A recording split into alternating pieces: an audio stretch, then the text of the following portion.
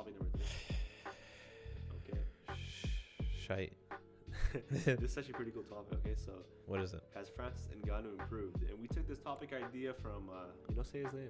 Who? Say his name, Uncle. Yeah, No, say his name. We've man. done Say his name. Uncle Chill.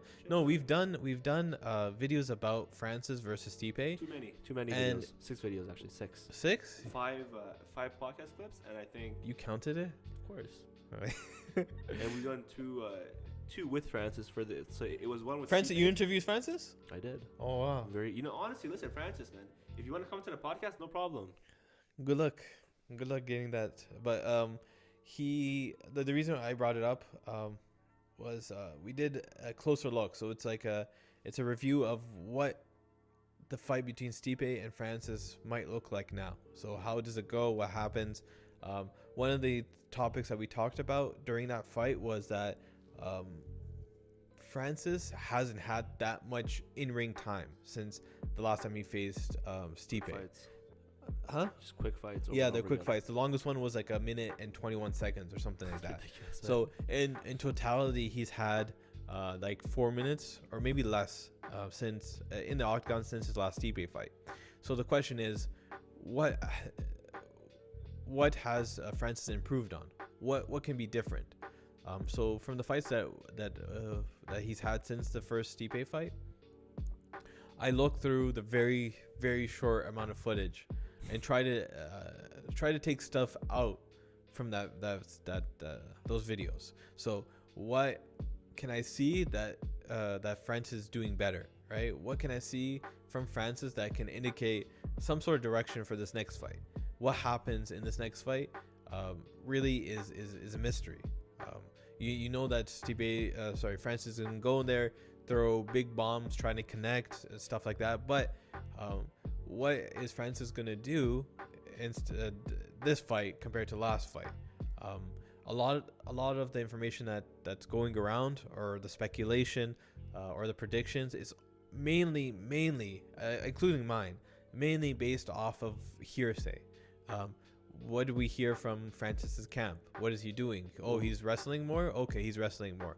But what does that mean? Like, is it better than Stipe's? Is it good enough for takedown defense? They say, oh, his training clips too. He's improved like his stamina a lot, right? Yeah. So training clips is all subjective too, right? It's like, how long has he been trained? Did he just come into the gym? Is he fresh? Is he been training for a few hours, Yeah, there's so much that goes into it. There's also information about his camp saying that he's lighter this time. He's not put on. How much did he come into like in the first fight? How much did he weigh? I think he goes all the way to the limit. It was 265. He's a big guy, bro. Yeah. So there's all this speculation, and that's the issue with this fight, is it's all based off speculation. When I was doing the closer look video, it was very difficult for me to grasp anything out of those fight videos. So for example, I looked at the Kane versus Francis fight, and I said, okay, Kane is probably one of the best wrestlers in the UFC heavyweight division, especially, right? What happened in that fight? So Kane did go he went for a single, I think, and then transitioned to the clinch.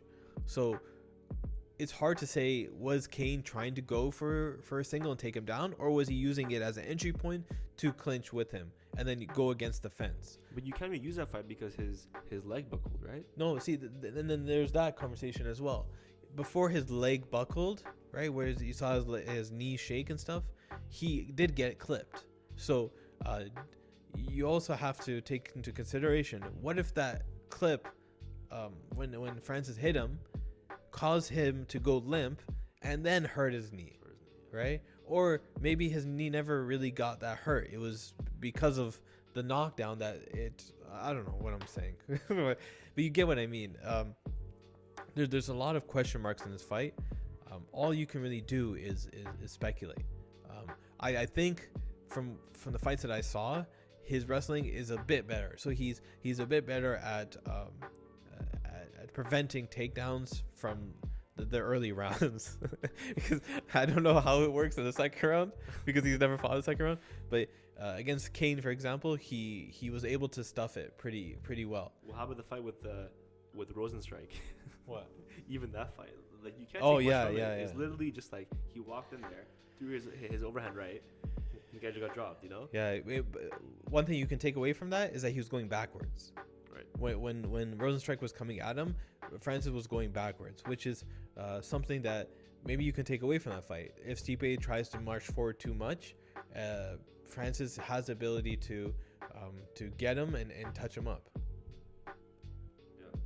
So this fight is in March, I think. That was an awkward pause because the camera. But sorry. Well, what happened with the camera? It was just sound. It was weird. It was like. Maybe the date is over. Who knows? We have the audio anyways. Yeah. It doesn't matter.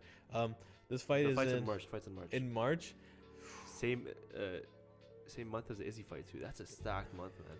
Yeah, I want to see more footage of Francis in the gym, just to see what he's working on. But even then, it's hard to say what he's gonna do in the fight. Like guys, there's a lot of guys that can go into a gym today and hit mitts, and they look fantastic. Ben Askren. No, Ben Askren has trouble hitting mitts. Oh, you poor guy. No, like me, like you, for example, you can go there and you can hit mitts, right? And you look like you can strike, but once you start fighting somebody, it's a different story. One thing that Francis doesn't really do is he doesn't feint at all. Yeah. Which is fainting is a huge part of the fight. If you feint, you can get guys into traps and stuff like that. In Francis's game, he doesn't feint. He just throws the punches, and they're not that fast. But you need to feint when you're that powerful. Yeah, whereas, but like, just the actual. He's not that fast. He's not that fast. So the reason why you feint is so that you get guys into traps, so that you make them react certain ways, and you read them. Okay, so every time I go like this, he moves his head a certain way, so you can better anticipate. Yeah, where but DC wasn't fast either, and in the final few rounds against Stipe, he was clipping him, right? Yeah, but they're completely different, like fighters too. Stipe, DC has a really good jab, right? Jab is easier to hit somebody with a jab than with the overhand right. DC fights really in close too, right? In the clinch as well, because he's a lot shorter, he's a lot lower to the ground. It's a completely different situation. So the Stipe supporters are saying it's just gonna go the same way. There's so many of them. Francis is gonna wing these punches. Stipe is gonna maybe eat one at most, two at most. Will level change, take him down, and just finish him this time. Yeah.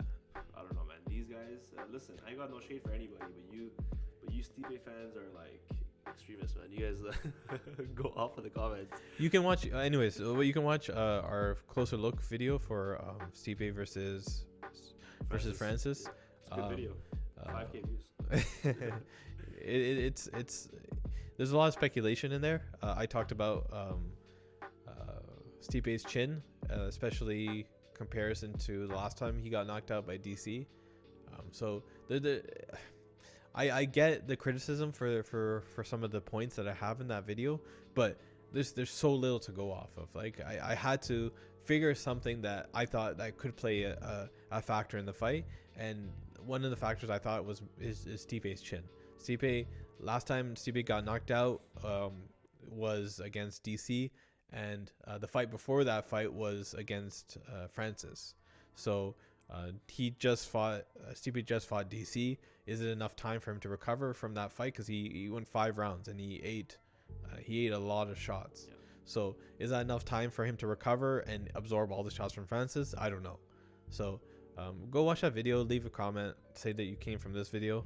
Hopefully you came from that video. But this is what we call a we'll see moment. Yeah, we'll see.